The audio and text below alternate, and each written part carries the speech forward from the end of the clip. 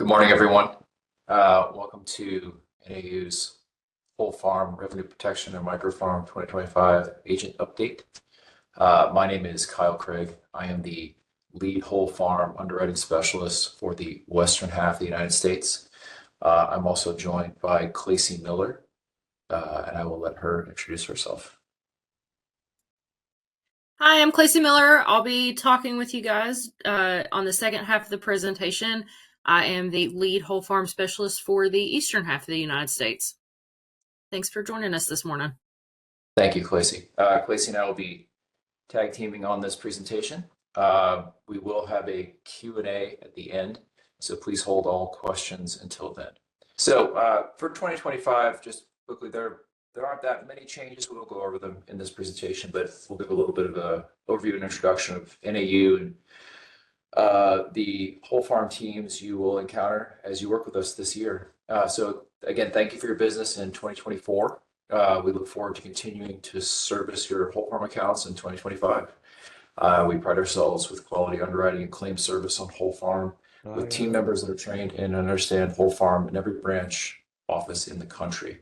So if you work with the central branch, the western branches, or the northwest branch, you'll tend to work with the offices that I work with, Great Lakes, northern branches, and southeast. And the southern branches are the offices that Clacey work with. Here. A quick friendly reminder again, if you're just joining us, please be sure your video and microphones are muted. Here's a quick summary of 2024 whole farm and microfarm. NAU has 553 whole farm policies on the books for 2024, representing over 29% of the total whole farm policies and over 50% of the microfarm policies currently earning premium in the U.S. So we anticipate some growth in 2025 as well. Sales closing dates, there are no changes for 2025. So again, for late fiscal year tax filers beginning September 1st or later, sales closing date is November 20th. Early fiscal year and calendar year tax filers, whole farm, January 31st, February 25th, 28th, or March 15th, depending on the insurance county. For microfarm, February 28th, March 31st, and April 15th, depending on the insurance county. That was one of the changes that we saw last year, was an extension for microfarm. Agent locator changes. The 2024 whole farm and microfarm agent list on the RMA agent locator page is being replaced. For 2024, the agents signed up through RMA, and there was a PDF posted on the agent locator page of the RMA's website. For 2025, AIPs will transmit a WF on the agent emphasis code lists within the P55 agent record to pass. There's some commission schedule changes for 2025. You should have received a NAU commission schedule document. This is the snippet of it relating to whole farm and microfarm. Actually, there's two separate components here. And the first one has to do with agents who write both whole farm and NPCI. If you write both with NAU, you get the full commission. If the whole farm is written with NAU, the NPCI is written with a different agency, the whole farm will be paid at a commission rate of 8.76% if the agent or agency writes the underlying NPCI policy and that policy is not with NAU. It's important to note that for 2025, the language in the commission schedule did not clarify that was applicable to both whole farm and microfarm. And so for 2025, that's only applicable to whole farm and not microfarm. The second component related to whole farm and commission is commission reduction for packets that are submitted substantially incomplete, and that's not reconciled within a set period. So then I'll read you the language from that. If the company does not receive whole farm and microfarm required underwriting forms and documentation due at sales closing that are substantially complete with required information to process and submit policy coverage, within 25 days after the sales closing date, there will be a 25% reduction in base commissions. If the company does not receive the information within 60 days, base commission will be reduced by 50%.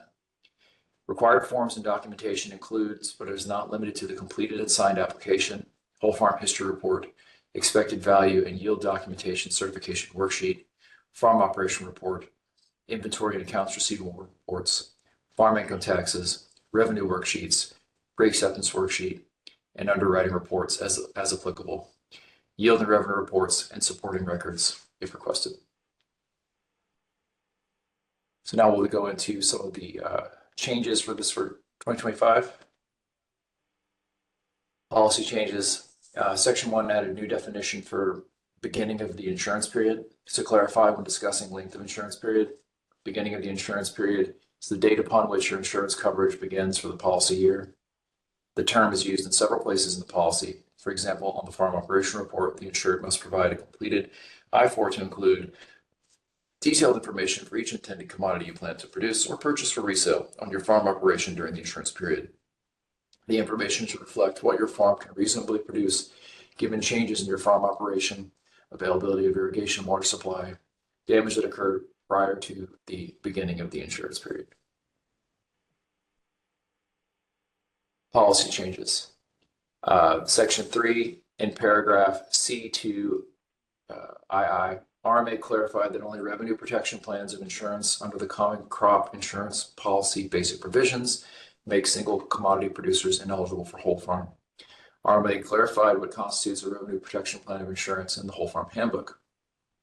Revenue protection, a plan of insurance offered under the Common Crop Insurance Policy, reinsured by FCIC and identified as Plan 2 or 3 in the AD.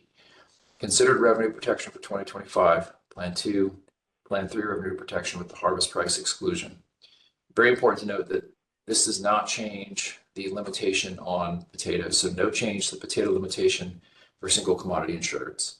That meaning that farms that have a commodity that has Plan 2 or 3 revenue protection available must have a minimum of 2 commodities on the farm to qualify for WFRP insurance.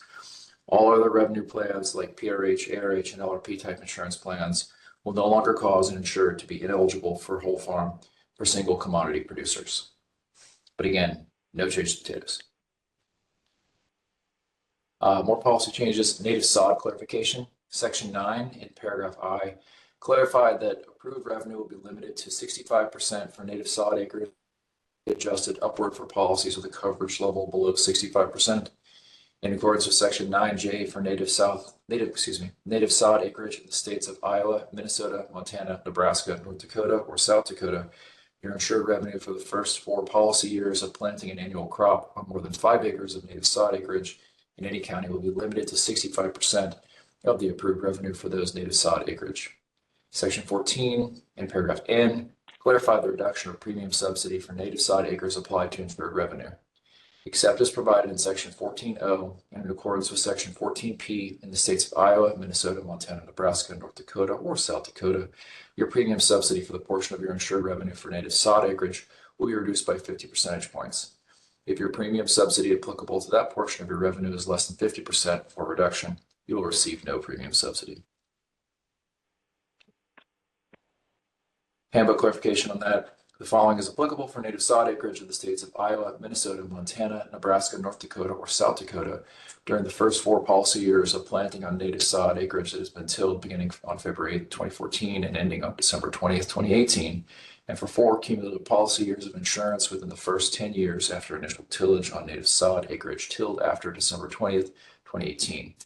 Must be listed on a separate line on the I-4. The premium subsidy will be reduced by 50 percentage points. If the premium subsidy applicable to that portion of insured revenue is less than 50% before reduction, there will be no premium subsidy. The insured revenue will be limited to 65% of the approved revenue. Some changes for replant. Replant clarification. Section 24 in paragraph B5 added 60-day requirement for providing verifiable records of actual costs of replanting for replant payment purposes. So whole farm pilot policy, paragraph 24A. You must submit verifiable records showing your actual costs of replanting within 60 days of the revised farm operation report date or within 60 days after the commodity is replanted if the replanting occurs after the revised farm operation report date. Here's the handbook change, and you can see it in blue. So within 60 days, the insured must submit verifiable records showing that show their actual cost of replanting of the revised farm operation report date or after the commodity is replanted. Replanting occurs after the R4 date. Changes occurring within policy year. Effects of changes at the time a claim is filed, the AIP must evaluate the effect of any unreported changes that affects the approved revenue. The AIP must obtain from the insured documentation indicating the reasons for discrepancies identified between the information provided on the R4 and the claim for indemnity form when a claim is filed. Based on the documentation provided at the evaluation conducted, the AIP must determine whether the approved revenue should be reduced or liability denied according to the whole farm policy. Reducing the approved revenue will require revisiting the farm operation report. When a commodity is not planted due to an unavoidable natural cause, such as a flood, which prevents the crop from being planted, the expected revenue of the commodity must be reduced by 40%. This is not a change, it's simply correcting this paragraph in the policy to conform to the change made a few years back. There's some clarifying procedure to determine average yield. Specifically, it noted that you needed to add a replacement value to get to the minimum 4 years, and the expected yield would calculation be including replacement yields if applicable. So this doesn't really change the way most of you and us have been calculating this. Just RMA needed to clarify the language. So microfarm, this is probably one of the more significant changes affecting microfarm. So for microfarm, in 2025, it will allow eligible producers that qualify as beginning farmers and ranchers or veteran farmers and ranchers to use another producer's farm operation records to establish a per acre expected value for an operation they now own or lease. The producer must have participated materially in the operation or management of the farm operation. The other producer must certify their involvement of the operation and give permission to use their records. So pilot provisions state, whole farm history report, in addition to the provisions in section 16G, excluding 16G1 of whole farm, allowing use of another person's tax records when purchasing or inheriting a farm operation. You may be eligible to use the tax records of another person's farm operation if you qualify as a beginning farmer or rancher or veteran farmer and rancher, and you have materially participated in the operation or management of that farm operation. In addition to the requirements of Section G2 of whole farm, the other person must be willing to certify your participation in the operation or management of the farm operation, and you must submit such certification with your written request to use the other person's tax records required in 16G3I. Farm operation report and expected value. The expected value per acre, so this is related to using other person's tax records in that part 3. The expected value per acre or other unit of measure as applicable of commodities on your farm operation report will be based on the average allowable revenue from all commodities on your farm operation report for a minimum of 3 years immediately prior to the insurance period, building up to a maximum of 5 years. If you have provided 5 years of allowable revenue, you may select one of the 5 years to exclude when calculating the expected value of commodities from your farm operation. If you have qualified to use another person's history as a beginning farmer and rancher or veteran farmer and rancher under Section 4E, the other person's records will be used to determine the expected value per acre or other unit of measure as applicable of commodities on your farm operation. So here's the handbook language regarding use of a different person's tax records. So an applicant insured may use the tax record of another person to meet the requirements of providing tax records for the years in the whole farm history period if the requirements of the policy are met. The blue things are all the changes that are quite different. So for microfarm only, the applicant qualifies as beginning farmer, rancher, veteran farmer, rancher, and materially participated in the operation or management of the other person's farm operation. So for each year of the other person's tax returns, the applicant insured used, the other person whose records you're using, had an insurable interest in all commodities produced in the farm operation and the applicant insured obtained, or if not obtained, those qualifying under B above. For Applicants qualifying under B, that's the new language, is willing to provide in writing, i.e. a notarized letter, certification of the applicant's participation or management of the operation that includes, at a minimum, the following information: the other person's name, the other person's role in the farm operation, the applicant's name, the applicant's role on the other person's operation, and a brief summary of the applicant's role. So in order to do this, on or before the sales closing date, the applicant insured submits the IP, written request to use the other person's tax returns for the specific years, copy of the other person's tax return for each year the applicant insured uses, a completed and signed whole farm history report that represents the combination of the applicant's insured's allowable revenue and the allowable revenue of the other person, the applicable tax years. Verifiable documentation that at least 90% of the other person's farm operations the other person's farm operation was obtained by the applicant insured and added to the farm operation. That's how it's otherwise previously always operated, but not applicable to insureds that qualify under B. The other person whose tax returns the applicant insured wishes to use had an insurable interest in all the commodities produced on the farm operation the applicant insured obtained. Again, that's previous requirements. And then the blue section changed for applicants qualifying in B. The certification stated at C4. Within 15 calendar days of the request by the AIP for the tax years the applicant insured uses the other person's tax returns, the applicant insured provides verifiable documentation that supports the income on the tax returns of the other person. New language here: for the purpose of insureds that qualify under B, verifiable documentation that support the number of planted acres on the other person's farm operation. And 3, verifiable documentation of all post-production operations, if applicable, related to the other person's farm operation.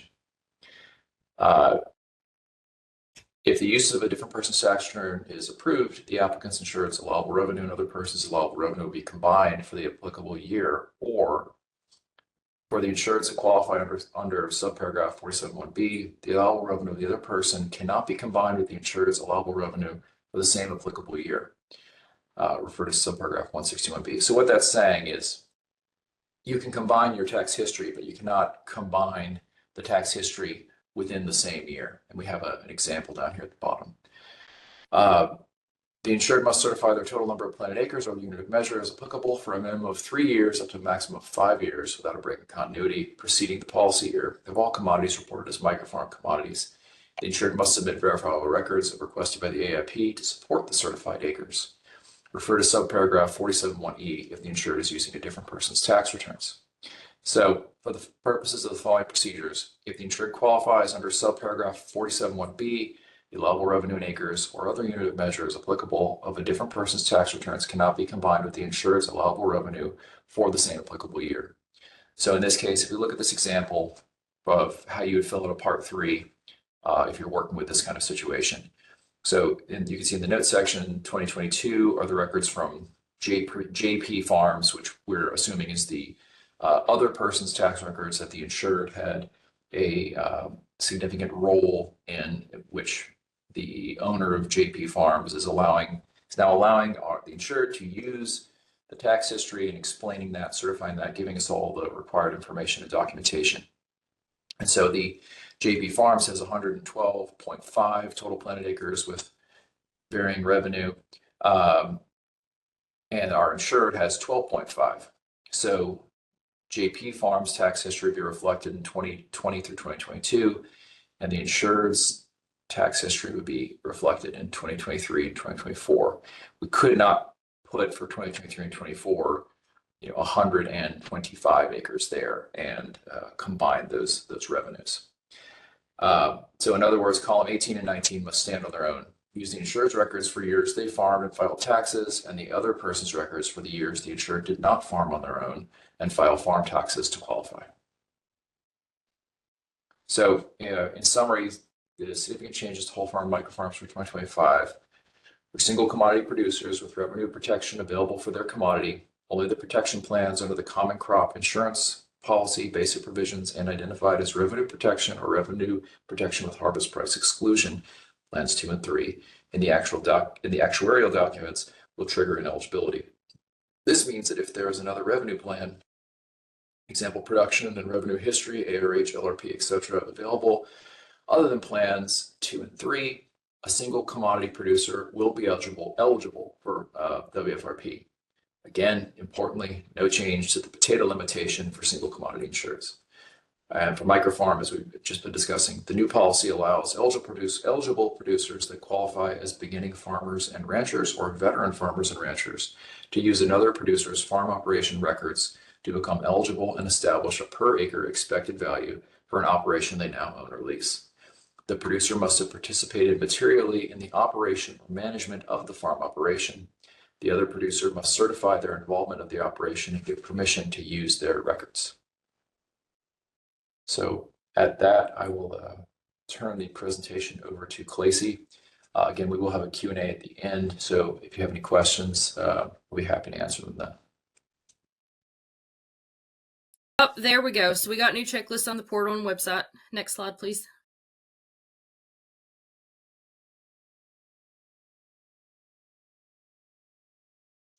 Okay, this is the top section of the checklist, and we just split out those two lines to differentiate if it's yield records for crops without MPCI or if it has underlying MPCI to get that APH or ARH. Next slide, please. On page 2, we added some text to show that we're verifying the entity who's filing taxes, so making sure we have the correct name and tax ID number on the application. Next slide, please.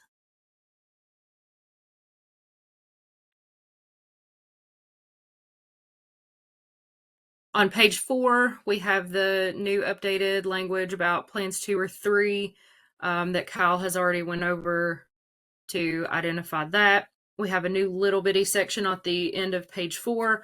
The first question is really geared more toward underwriters because our underwriter checklist and our agent checklist are the exact same. So we're both looking at the same kind of things, right? Did you update the tracking manager in Easy Writer Pro? That's an underwriter function, so you won't have to worry about completing that. But that's just something to keep, it helps us keep track of where the policy status is and how far along in the underwriting process it is. So that's an internal tracking mechanism. But the second one certainly you'll be involved with is if you are processing and keying your own information in there, is Easy Writer Pro keyed correctly? Next slide, please. And so we have some really cool new functionality in Easy Writer Pro. We now have the ability, if you have perennials that are on a multi-peril policy, you can now copy the PAW data between the policies. You can actually copy the same stuff between two whole farm policies if needed, but I'm struggling to find an example of when that might come into play, but we do have that ability now. So users requested the ability to copy PAW data between policies. The functionality was implemented in May of this year. The primary intention of the request was to copy PAW data between the insured's MPCI policies and their whole farm policies. However, functionality will work across all policy types. So when you're in Easy Writer Pro, on the PAW screen, there's a copy button that has been updated to provide two options. Number one is to copy a PAW line. And so this functionality had existed for some time, and it copies the active PAW line directly into the current PAW and policy. Or the other option is to copy from another policy. And so this new option will allow users to copy PAW data between policies similar to the copy unit functionality that exists on the Acreage APH tab. When this option is selected, Easy Writer Pro will display a wizard to walk the user through copying the PAW data.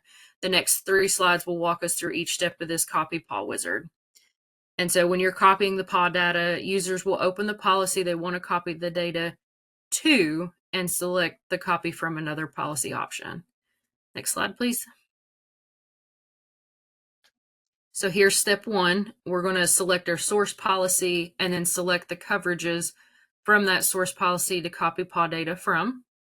Next policy, please, or next slide, please. Step 2, we select the units to copy the PAW data from, but note if you're copying it from a whole farm policy rather than an MPCI policy, the unit number column would be labeled commodity and it would be populated with the applicable commodity. Next slide. And the copy PAW data wizard step 3, you select the units or commodities to copy the PAW data and make copy selections for the destination unit commodity. And this dropdown includes all units commodity on the current and destination policy.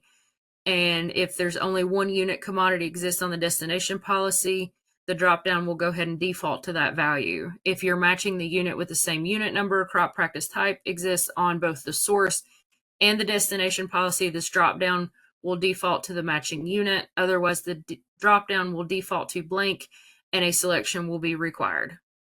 We have the option to override existing PAW data.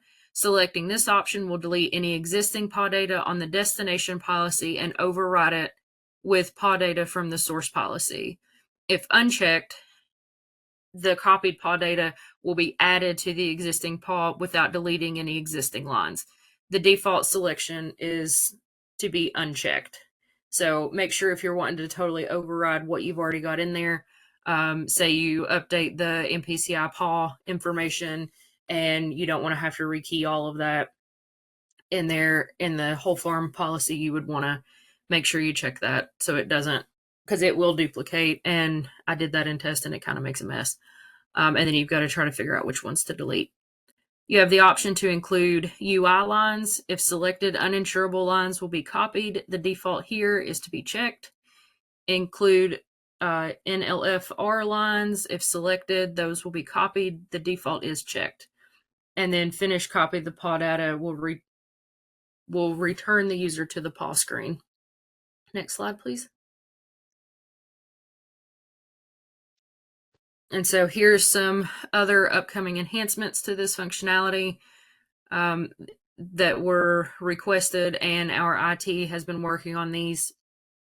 And we want to update the copy PAW functionality to apply a sort order to the source policy coverages, order coverages by county crop, create suspense item when agency user overrides existing PAW data, provide a pop-up message if no PAW data exists to copy onto the selected source policy, updates to copy PAW override functionality, only overwrite PAW data for the selected unit commodity, warn user that selecting override deletes all existing PAW data for the unit commodity, update copy PAW functionality for WFRP to default commodity based on source coverage. So example, if the PAW data is from an MPCI cherry coverage, then the default is going to have the whole farm PAW line as cherries. WFRP PAW, add column to show source policy county crop PAW data was copied from, and allow to copy from canceled policies and coverages. Next slide, please. Okay, and so this gets kind of off on a different direction, but what I do want to mention about the copy PAW functionality, it's very cool. It's working really great. We've been testing it a lot, but it is only for perennial commodities, so don't feel like you need to go in there and do this if you're working with annual crops. So that's, just perennials that require that pre-acceptance worksheet. It's just to have an electronic copy of that producer's pre-acceptance worksheet. And so it's not mandatory that you key it in. We don't transmit that information to RMA through the pass transmissions. So, we encourage you to use it because it's really cool. And some folks want that information, those forms to be printed out of the whole farm policy, and some don't. So it's totally user preference, but we just wanted to let you know that that is in there. So to switch gears here, and this shows the Western Regional Compliance Office, but it's kind of echoed throughout all of them. They do have whole farm planned activities for additional WFRP reviews. And so the background here is that we will continue, we being the compliance office, will continue to review the whole farm revenue protection program within the Western region. Can you go back one slide, please? Thank you. Previous crop program review and investigations resulted in findings of non-compliance when establishing expected values, yields, and missing supporting documentation. The questions that they are looking to answer in their reviews are the policies sold and serviced in accordance with FCIC policy and procedures, what specific actions have been taken into response to compliance findings, and what additional support is needed to ensure continued compliance.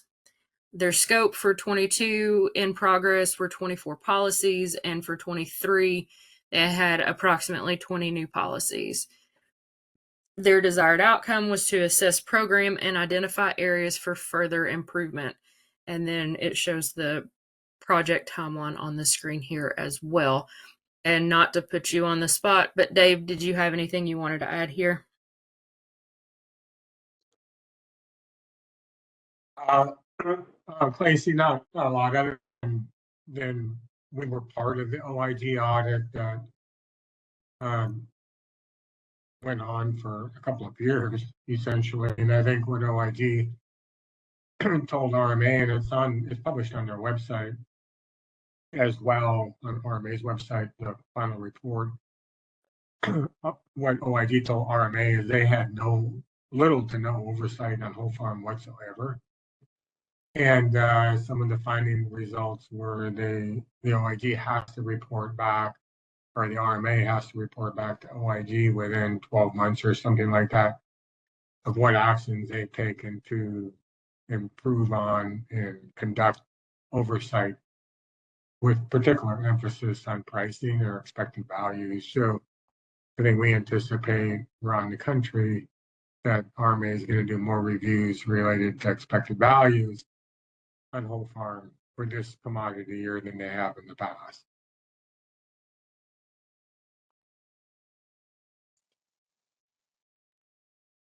Thank you, Dave. Mhm. Next slide, please. Okay, and we've gotten some questions on this, so we thought it would be helpful to maybe include in this presentation. There was the Product Management Bulletin PM 24-013 that does show a disposal date of December of 24, so here in a couple weeks. We have always viewed this as a clarification, not a or regurgitation, not really a temporary interpretation. So we, have been following the policy this whole time. The main things to remember here is that current market prices at the time the whole farm application is submitted, and in summary, at the bottom, it summarizes it well as the AIPs and insureds work to establish expected values for commodities at the current prices known to be lower than FCIC published price or other sources listed in the whole farm pilot policy. The lower value must be used if the requirements of Section 18 are met, since it is the price most reflective of what the producer can expect to receive at harvest. So, again, it's, not really changing policy or procedure. It was a friendly reminder. Next slide, please. If I can comment real quick on that too. So I think some people on the phone will remember this was really tied into wine grapes last year, particularly in California, where RMA's pricing elections were determined to be relatively high, coming off of a 5-year average versus what the market for the pricing for oak mark grape was at the time, and that's what precipitated RMA saying this bulletin out last year. But it's happened multiple years on multiple different commodities where RMA's pricing election can't always be considered to be reflective of what the current market is, and this was just a reminder of that.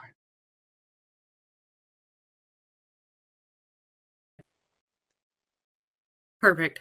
Thank you, Dave. Mm-hmm. Next slide, please. Okay, and now we've got a couple slides on helpful reminders. When we're looking at entities and taxes, we will require the agent to submit the full tax forms for the first year for a new policy or a transfer in policy, and whenever a tax entity changes, so we can be sure that the policies are set up with the correct entity name. We do this to ensure eligibility and to protect the insured. If a full tax packet has not been previously received and the entity has not been verified, A full tax packet will be required to verify the correct entity is insured. If a substitute Schedule F is used for the lag year in the whole farm history period, a copy of the actual filed Schedule F should be sent to us as soon as the taxes are filed so that we can update the information if necessary. That usually is more geared toward microfarm. But if even if there's an amended Schedule F or anything like that, like that's filed with the IRS, we need a copy of that. Must receive 1099s if there are cooperative distributions noted in the taxes and included as allowable revenue. Include any additional supporting documentation to show income is from the sales of the commodity. Must receive any applicable tax statements for line 32 other expenses, and if applicable for line 8 other income. Next slide, please. Helpful reminders regarding the packet. If they're vertically integrated, we will need a vertically integrated producer form for whole farm. We don't use the market certification form that some of the other MPCI policies have used for, but keep in mind that that's never an acceptable substitute for the VIP form. Whole farm only uses that VIP form. And you can find that form on the agent portal under forms if you don't have a copy.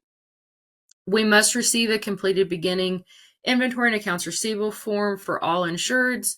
If there is no beginning inventory or if there's no accounts receivable, just put a 0 on there, NA, draw a line through it, just some kind of indication on the form that, yes, we have reviewed this form, no, there's nothing to report.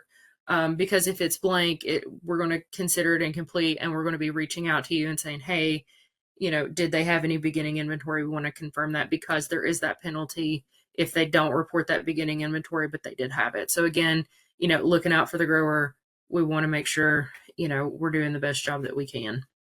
For any policy with livestock and or nursery, they must have a completed market animal and nursery inventory report. And that is part of the packet. Helpful reminders for yield and value.